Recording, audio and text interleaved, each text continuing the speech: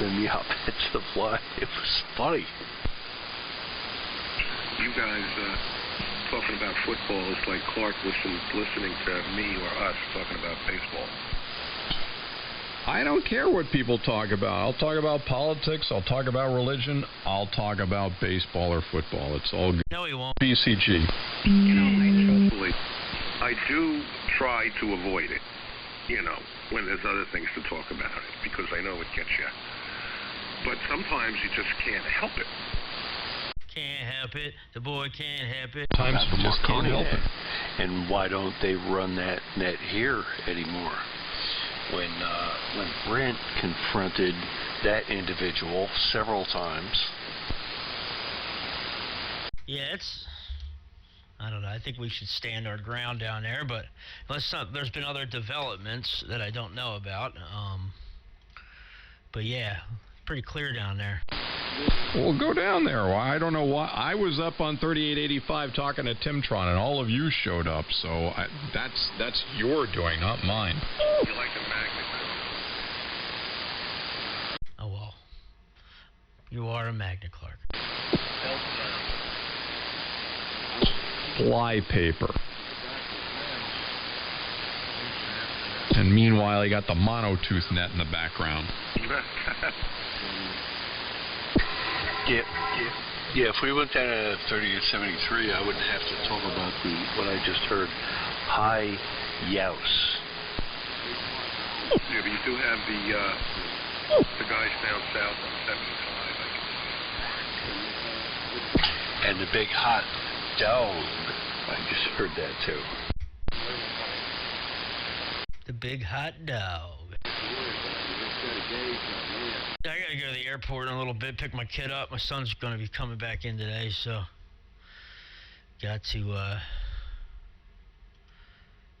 gonna have to grab him. So I'm gonna have to leave here in a little bit. His flight lands at 7:58, so I gotta check the gate security time, see how long it's gonna take to get through. Clark. Well, you don't have to go through gate security. You're not allowed there. You just pick him up. It's just a question of picking him up. No. He's an unaccompanied minor. I gotta go get a gate pass and go back to the gate to meet him. So I do have to go through security. He's only 12. Isn't that awesome? Hey Shane, good evening. Yeah, it's quite. I wouldn't say it's awesome, but I know you're being sarcastic, Clark. But yeah, it's all right. Yeah, I've got it down to a science now. Like I know exactly where to park. I've gotten pretty efficient at it over the years. Hold on a second, Perry. That's not being sarcastic. I think that is awesome, being able to get a gate pass. I've done that before when I've escorted my niece, who was an unaccompanied minor at Newark. Well, okay. Well, I'd be honest with you. I feel like it's kind of cool. You know what I mean? I like going back there. Okay, so I said I'm not being sarcastic, so we're on the same page. Yes, we are on the same page. My apologies. Now, if you had a gate pass to escort Kornikova, that would be a different story. Anna? Are we talking about Anna Kornikova? Yeah.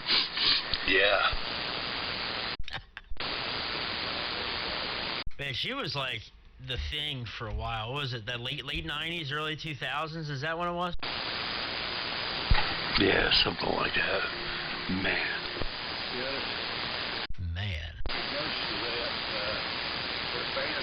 Yeah, last time I had a gate pass, and it was my whole family went to Newark to escort, which you could do then.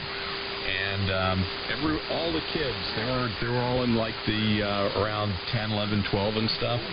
And they all had knives, like Swiss Army knives and stuff like that. And their dad had nail clippers and some other damn thing. And they all had to take those things and put them in the plastic tray. And the security guard was standing there saying, "I've never seen such a well-armed family before." I'm lecturing them. It's like, well, you guys are coming to an international airport. What are you thinking, carrying all this crap in your pockets? And then we're going through security, and the oldest son, Alex, turns back and he sees that his mom is being questioned about some shoe thing. No, it was no issue, but he started to freak out. And he tried to run backwards through security. Can you imagine that? Running backwards through security? So a couple of the TSA agents grabbed him, and then he went into freak-out mode and started screaming at the top of his lungs, "I'm not a terrorist. I don't have any bombs. What are you doing? Let go of me." Oh, my God. He said the B word. The problem.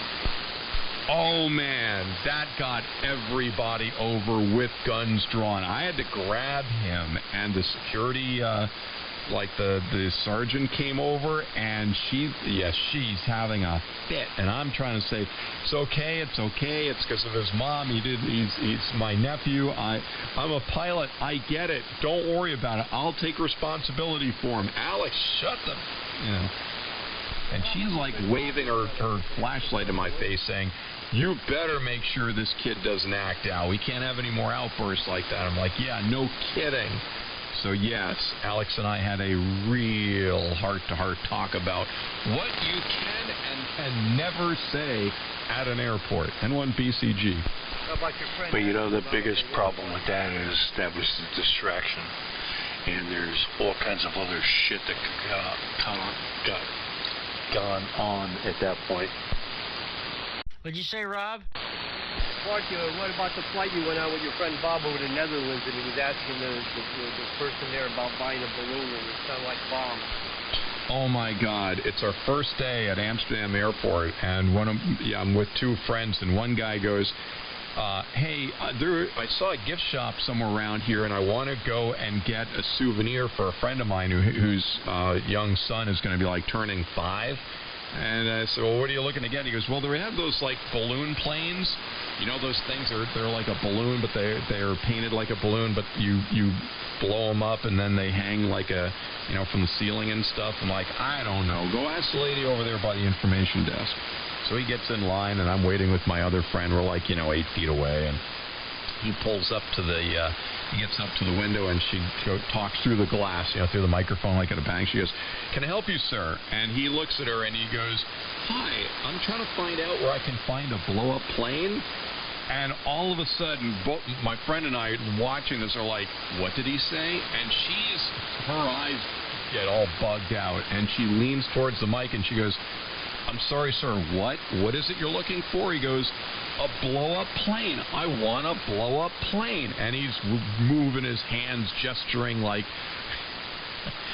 plane blowing up. I'm like, oh my God, we are going to be surrounded seconds from now by the military police. Right now, she's reaching under that console for that red button. Thank God, finally, she got him to clarify that it was an inflatable plane. But yeah, I want to blow a plane. Nice freaking job. And then after that, he comes walking up to me. He's like, "Hey, Clarkster," I grabbed him by the shirt collar. I said, "Do you have any idea what you just asked at the information booth? You're lucky we're not all freaking dead or have automatic weapons pointed at the back of our necks with leather boots on our backs as we're face down on the floor. We all should have been on CNN because of that stunt." And anyway, so yeah, it's amazing. He had no idea what he was saying. Yeah, a blow-up plane. Nice. She must have thought the only reason we weren't all dead is she must have thought, you know what? This is the dumbest terrorist ever. He's got to come to the information booth to ask where he can find a blow-up plane. Unreal. So you're in Amsterdam, and you're flying out, and he's got all this energy. You know what? You should have just had him, the girl in door 2. There's 3 doors there. The right one goes to the first floor. The second one goes to the middle floor. The third one goes to the top floor. You should have just got him like door number 2. And then he would have had no energy the following day to bring anything like that up in the airport. Well, I'm going to lay back down with either my flu or COVID. Hopefully I'll find out tomorrow. feel like doo-doo warmed over. 7-3. Talk to you soon. Gatorade, half and half. Stay hydrated. See you, George. Hope you feel better, man. Thank you. Appreciate it. Yeah, Rob, I heard that. Yeah, and take stay hydrated. Take like I said, that's what I was found out the You just may have a flu. There's a lot of stuff that's going on, and it's not all focused. Well, Kathy gave me the rapid test at home. And at the urgent care, they gave me the rapid and the PCR. I don't have the PCR results, but the rapid test at urgent care was negative. So, I'm thinking, someone told me that there's more false positives than false negatives. And I'm thinking a place like urgent care probably has the freshest, latest test kits as opposed to what we've had sitting around here for a couple of years, the free government cheese test kits. So hopefully I'll find out tomorrow. If it wasn't up on the weekend, I might have known already. But I'll talk to you. 736. The rabbit test? Yes, the rabbit test. It might be pregnant. Okay, I just want to get... You know what? We probably all walking around with some of the virus in us, and our immune system is battling it, but it's still floating around with us. And this is just, well, look what's coming around now. Voting time and stuff like that. So, coincidence. WNWR. Well, funny thought. I was at Thanksgiving with 30 people. So, between hugs and kisses and handshakes, pats on the back and all that. And then Monday, I was down in my office, and there were about 50 people. So, I'm thinking it was probably Thursday, because I don't think it would have taken till Friday to hit me. I woke up Friday after about 10 hours sleep, and I was exhausted, and then it just got worse. So, enjoy, gentlemen. I'll talk to you again sometime soon. 7-3 and 203. All right, feel better. And it is flu and cold season. WNWR. Yes, 7-3, all the best, George. Hope things work out. And the fact is that you'll probably feel better before they figure out testing-wise. So, God bless you. I got the influenza shot this year. A while back, I didn't get it. I was testing for influenza A. And Clark actually, Lynn took me to the hospital first. Clark took me the other 2 times.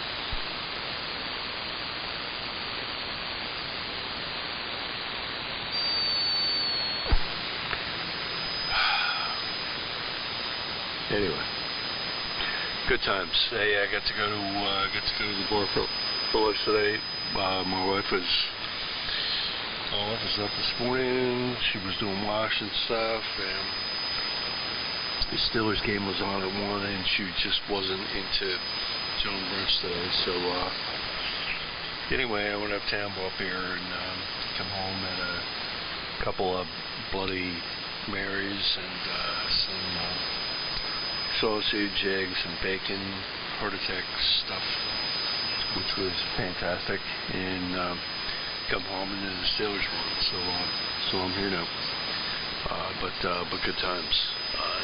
And yeah, man, I gotta go back to work tomorrow. Even though I work from home, it's still kind of a drag working 5 days a week, man, because I took Fridays off from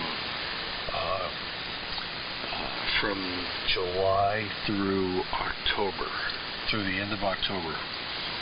And it's basically like 1/3 of my year. I have Fridays off. It is fantastic. And here we go again. Another 5-day work week. What a drag. How long before you actually retire? Dude, I'm like 75% there. If and no, I haven't done it yet. And I would pull the plug like tomorrow if my wife would let me. But you know what? I get a nice cushy job. I work for an antenna company in Ottawa, is where our headquarters is. We have a field office or a sales office, let's call it, in Tempe, Arizona, and I haven't had to fly like anywhere in the last 4 years. And if I don't have to fly anywhere, if I do 3 hours of real work a day at this job, it's a lot. So I'm sticking with it. If they make me fly somewhere, like for some stupid week-long sales jail event or trade show or something like that, I'm gonna be like, yeah, I think it's time to retire. But I'm pretty close. I'm going on 4 years come December, but I found when I retired, everything's breaking. Yeah, go figure. Like, well, we had the refrigerator done on the boat this year. We had the throttle assembly repaired on the boat this year. We had to dig up the sewer and replace that line this year. I took like friggin' like 25 grand out of my 401k this year. It was like money not saved. 1 2 1 2. Hello 1 2. Hello audio 1 2 3 4 5. Hello audio 1 2 3. Audio 1 2 3. Hello 1 2.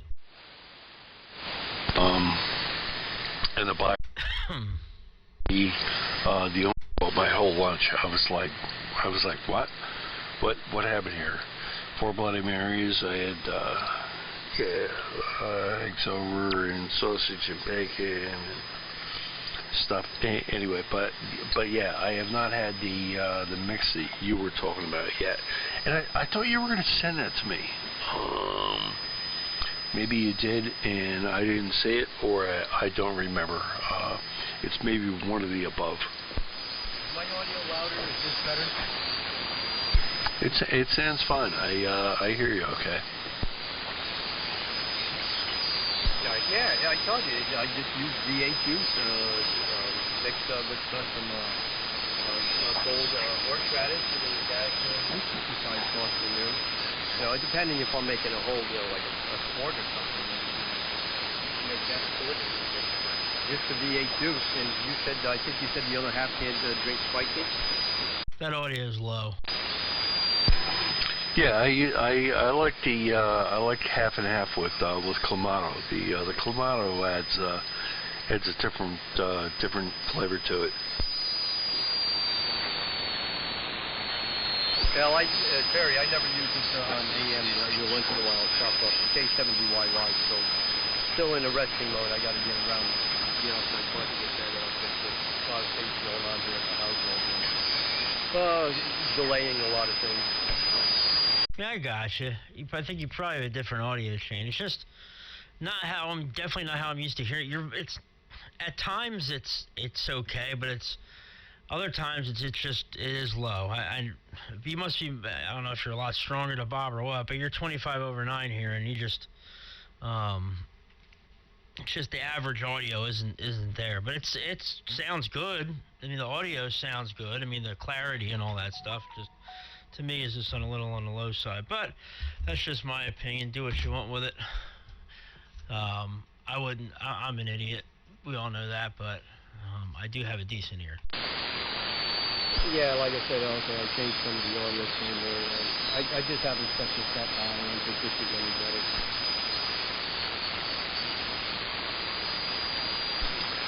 Yeah, it's like good times. Hey, I bought a couple of those receivers this week. Aside from the Icom stuff that I acquired, man, I bought that Howard receiver. I am like jazzed to get that. Art Deco 1938. It doesn't have column stops, but it's they're close to it. It's got like that black wrinkle finish on the front. It's got little octal tubes in it. Built-in speaker. Oh my god! Wow. That it looks really cool. I hope it sounds as good as it looks.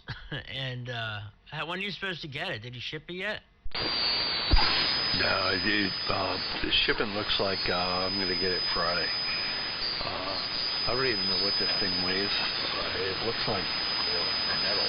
I mean, those aluminum straps they have across the top, the curved edges, like the whole Art Deco look is just fantastic.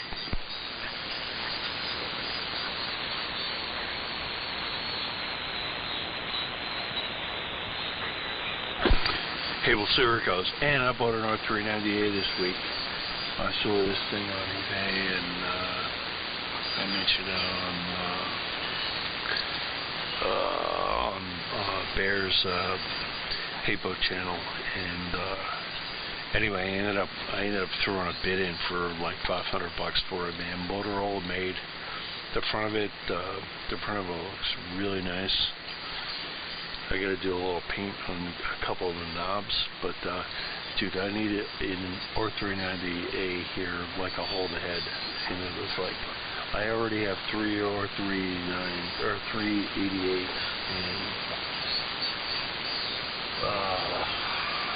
in 75 inches and stuff. And I've been in a rebuild mode for like the last 6 months. But anyway, good times. It was a nice piece, and I hope it lasts. I gotta head out. I gotta walk the dog there, so I'll catch up with you guys later. 73.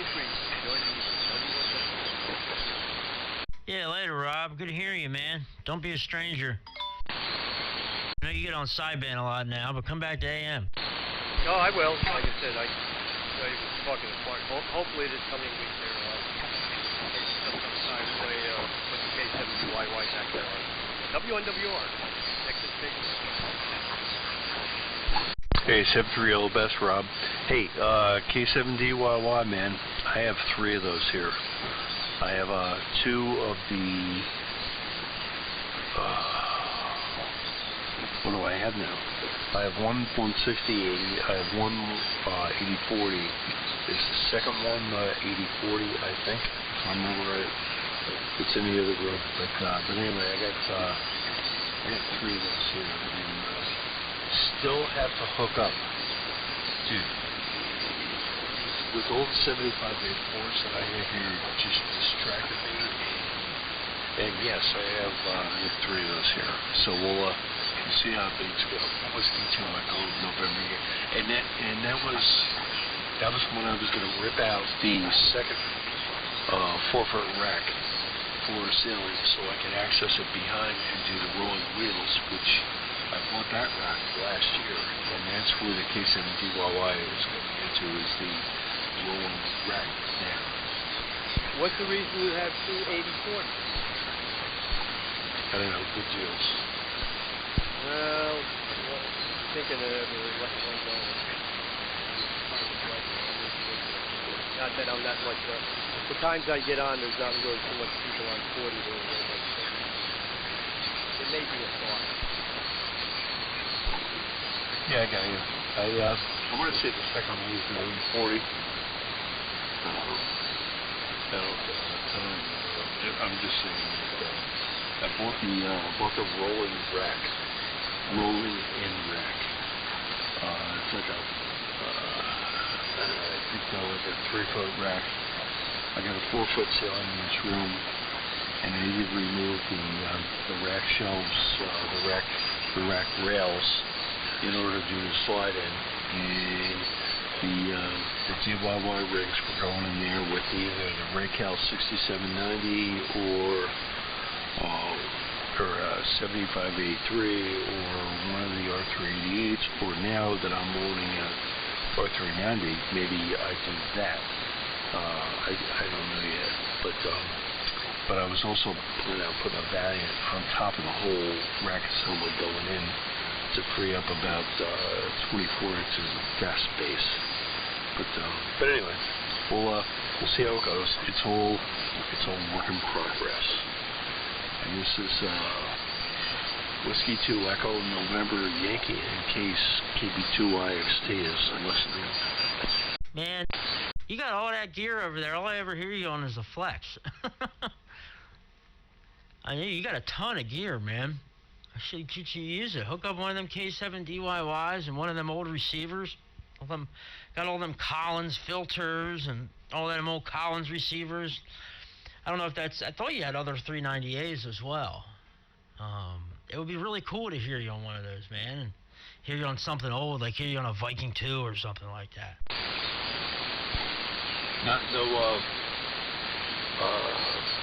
The R390A that I just picked up this week, it should be here, I don't know, either week or next week, whatever. That's the only one. I blew all this out. I do have probably 4 or 5 of the IF decks from the R390A because of the filters. And Bear and I were talking about some swabby stuff. Because I think he wanted one of the BFO PTOs and one of those, and yeah, the Valiant that I have in the bench right now, all I got to do is put tubes in it and put it on the air. It's ready to go. I bought it like it was ready to go, and yeah, that's probably the first one I'm going to put up. And you know what? Maybe I need to fast track that this week, and that could be good times, man. I could put that. I could put either one of the 75A4s that I recently recapped.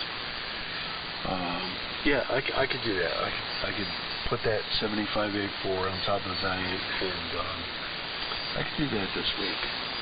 That sounds like a fast track item. Yeah, there you go. Whoa. My phone's going off. Alright, man, well, look, I'm going to run. I got to get ready to leave for the airport here. My son's flight is taking off in about 5 minutes. Still got to go through security. Looking at gate times, looks like it's anywhere from 8 minutes to 24 minutes, depending on what gate I go through, so... We'll make sure I get there in plenty of time. So good hearing you, Bob, Rob, or Bob and Bob. Bob, 2 Bobs, Bob, Clark. George was in there. Hope you feel better, George, if you're still within earshot. And that's a bummer. But yeah, it's cold and wet here. I don't know how it is up there, but it's 40 degrees and raining right now, so it sucks outside. Anyway, we'll catch you guys later. W3MMR.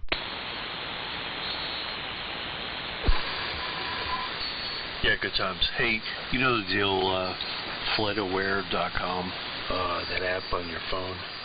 Just put the tail number in, or the flight info in there, and you can track it when it's getting there and stuff. So it'll be better info than the airline, whatever give you. So. Good times, man. I'll continue on the flip side. Whiskey 2 Echo, November, Yankee. Yeah, I've used that before. You know, I was in the process of trying to get his flight number to put it in there. So, yeah, I did that for the first time when he flew down there. I never thought about doing it until I was sitting there at the airport this last time, and I said, "Oh yeah, they got that flight radar site or app or whatever." So. Good times, man. Look, have a great night, Bob. Good hearing you. Good signal down this way, as always. And we'll look for you later on, man. W2ENY and anybody else, W3MMR. Hey, and not that I've ever been controversial or confrontational in an airport or anything, but when I cross-connect with flights from Philly, like up to Stewart here in Newburgh, SWF, I always am, let's just say, flight aware of where my plane is that's coming in, because they can hook you up with the connecting flight, or as Tim would say, the connecting flight. Going in through Philly, even though you have to change change terminals like I used to, and that sucked a lot of times. Like when we had snow or fog events, if I was flying from Stewart down to Philly through Philly to anywhere, we would get freaking gate held or gate delayed because they had those goddamn de Havilland prop jobs in Stewart, and like if they had below 2,500 feet line there in Philly, they would gate hold us at Stewart, and I would end up missing the connecting flight. But anyway, yeah, go to flightaware.com. You can enter the tail number in there, and I've been known to confront people in the airport in Philadelphia where they say, "Oh yeah, it's on time," and it's like, "Where's the plane?" And it's like, my connecting flight is in like 40 minutes, and it's like, we don't have a plane yet. And the guy's like, at the podium, he's like, "Yeah, oh yeah, you're good." And I would show him the plot, and it was like the plane was still in Harrisburg, like coming this way. And I'm like, how do you think that plane is going to get here and land, and I'm going to make my connection? Why are you telling me this? And I am that guy that you're going to see in the news one of these days, brother. Oh man. That's I never even thought about that, about them kind of hiding, really what's going on, I guess I'm too naive, I just think, oh yeah, that's reality. That's what's going on. So I guess that's not what's going on, but we'll see. It says it's expected. I'm on FlightAware. I did Flight Radar 24 last time, and I'm using FlightAware this time. I got his American Airlines flight 1059, taxiing for takeoff right now. So it's just switched as I was watching it from about to depart, or excuse me, whatever it said before that. Now it's saying taxiing for takeoff. So that's pretty cool. Looks like it's about to say it's leaving 6 minutes early and arriving 4 minutes early at this point. So I'm going to get out of here, man. Good hearing you. I'm not keying up no mo. Thanks for that info on the FlightAware. ENY, MMR, I'll see you. Yeah, good times, man. Safe home and all that. So I'll catch you later on. Whiskey 2 Echo November Yankee.